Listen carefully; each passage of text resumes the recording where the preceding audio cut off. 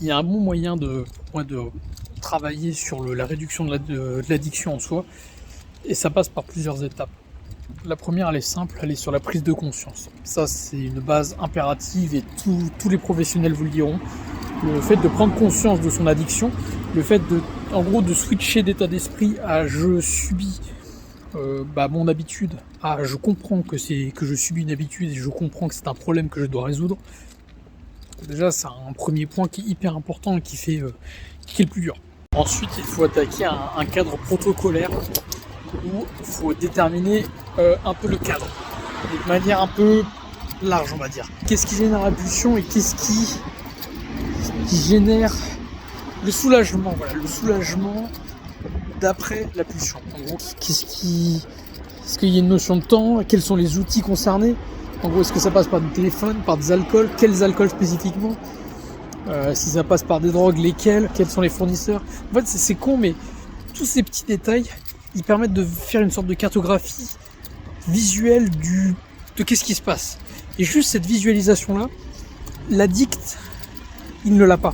Le concept, il est que quand tu es addict à quelque chose, quand tu subis une drogue, d'une certaine manière, ton regard, il est dans l'émotion, il est dans le travail du stress, la réduction de stress, c'est juste hormonal, il n'y a pas de suivi synthétique, logique, analytique. Et alors que c'est ce truc-là qui change tout, parce que le fait de lui apporter cette vision-là, en fait, tu changes d'axe, et ton addiction en devient... En gros, tu transformes ce que tu vis en une addiction. Parce que l'addict, pour lui, il n'est pas addict, il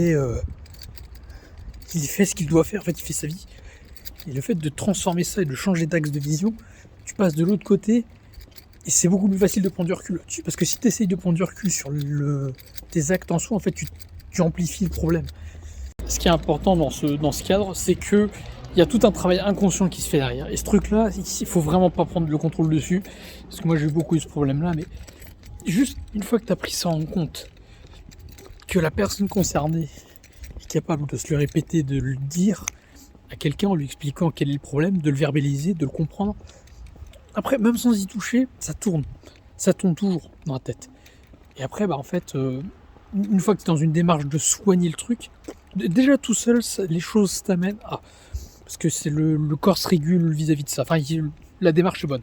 Prendre des oméga 3, c'est important pour le cerveau. Là, j'ai arrêté ma cure, j'aurais jamais dû.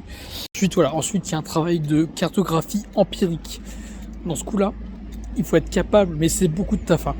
Il faut être capable que la personne addicte, lors de sa pulsion, lors de son cheminement de pulsion, parce que l'idéal, c'est que comme tout est cartographié, elle est censée ressentir les moments où le craquage va arriver, le craquage est passé, le craquage dure. En fait, il faudra être capable, dans un premier temps, de concrétiser un peu la cartographie en essayant de déterminer quelles sont les limites au plus précis possible. Combien de temps je passe, combien de bouteilles je bois, quel temps je passe avec la personne, réduire le temps avec la personne. Enfin, en gros, il y a une notion de chiffrage quand même. En gros, plus tu vas déjà déterminer l'espace et le temps, la dimension empirique du truc. Donc en gros, tu passes de ta cartographie mentale que tu as planifiée avec ton psy ou avec toi à une cartographie réelle que tu vas noter toi. Important aussi. Une fois que tu as ces éléments-là le plus précis possible, c'est simple, un par un, tu réduis la friction, tu réduis le cadre. Tous les différents cadres que tu as mis, par exemple un truc tout con, mettons que tu achètes de la drogue à quelqu'un. Tu réduis en fait, l'idéal, c'est de commencer à réduire le truc le plus simple et pas le plus complexe, parce que c'est là où tu vas créer de la friction et tu vas rendre le truc plus dur et ça va amplifier le temps. Donc, réduire progressivement les trucs les plus simples en premier. Par exemple, mettons que t'achètes de la drogue à quelqu'un, c'est simple, tu réduis ça peut être ça, tu réduis ton nombre de bouteilles. Potentiellement, si t'es motivé, moi ça marche pas trop avec moi ça, mais ça peut marcher avec des personnes, tu rajoutes de la friction pour le fait d'atteindre ce que tu veux prendre. Donc en gros, typiquement, si on parle de drogue, je parle de ça dans le pire endroit du monde, moi. Je parle de drogue dans un endroit où il y en a le plus. Mais en gros, si par exemple le sujet c'est je bois beaucoup d'alcool parce que j'ai de l'alcool à disposition, tu fais en sorte de créer, je sais pas, un truc qui fait que c'est galère de les atteindre. Si ton addiction c'est le téléphone, putain j'aurais dû faire ça comme addiction, c'est bien ça. C'est bien le téléphone. Enfin, je vais en faire une un peu plus exemple sur le téléphone, c'est bien.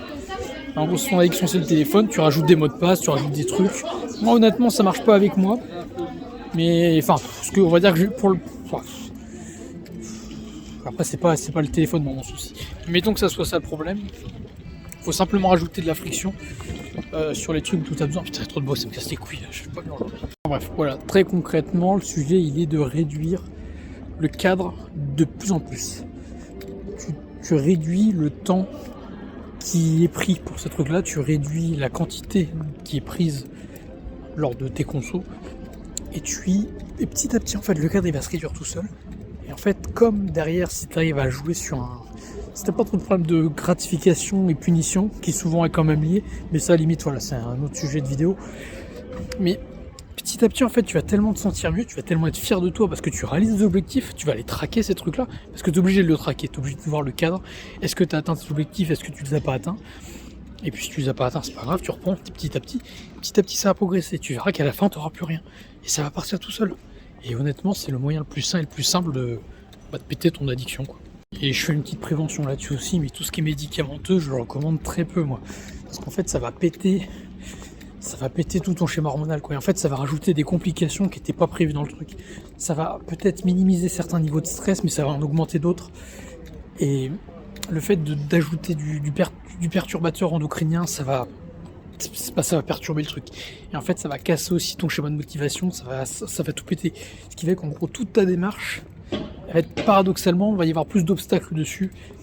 Et faut pas jouer à ça, je pense. Tu le joues vraiment que dans certains cas extrêmes, et même là... En fait, faut considérer que là, moi, les vidéos, je parle pour des gens qui ont un minimum de stabilité et un minimum de prise de conscience. En fait, il y a un rapport stabilité-adaptation adaptabilité qui est important dans les personnes qui regardent les vidéos que là je fais pour que ça soit efficace. Parce que sinon, soit c'est des personnes qui ont vraiment besoin de médoc, et auquel cas mes vidéos s'appliquent, mais il faut un cadre qui est externe à soi, je pense. Donc là, c'est là où il faut du suivi psy, il faut de l'accompagnement. Mais sur le principe, la procédure que je vous donne, elle est efficace à 100%. J'en suis sûr à 1000%. Je l'ai pratiqué et puis j'ai connu trop de gens qui... j'ai connu trop de gens qui sont sortis de l'addiction un peu par miracle. Donc je suis pas sûr que ça soit... J'ai des bons exemples à côté de moi. Mais une chose est sûre, c'est que moi, avec les dingueries que j'ai eues, parce que je suis sorti de plusieurs addictions quand même, je pense que c'est vraiment plus efficace.